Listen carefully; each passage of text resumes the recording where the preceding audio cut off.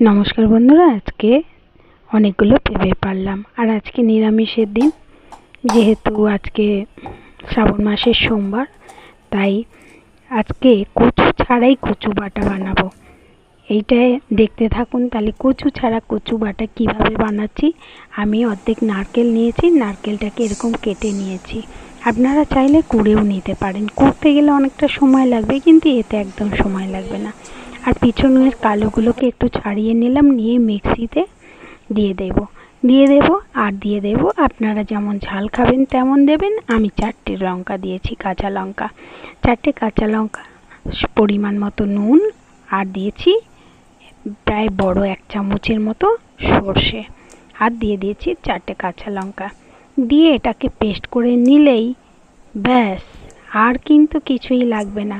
আর একদম বলে দিচ্ছি, যেদিন এই রেসিপিটা বানাবেন না, ভুলেও কিন্তু আর কিচ্ছু বানাবেন না, তাহলে কিন্তু সব পড়েই থাকবে। হয়ে গেল, ব্যাস বাটা হয়ে গেছে। দেখুন, দেখতেও পুরো কচু বাটার মতন, আর হবেও কচু বাটা। এখান থেকে ঠিকটাও ঠিক বললো, মানে হ্যাঁ সত্যিই তাই।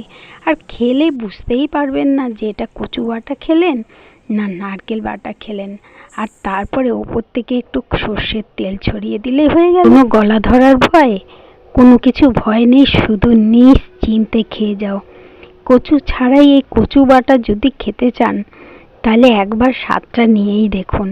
আপনারা যারা কচু খেতে ভয় পান অথচ কচুর স্বাদ নিতে চান, একবার খান, খেয়ে কিন্তু আমাকে জানাতে ভুলবেন না একদম।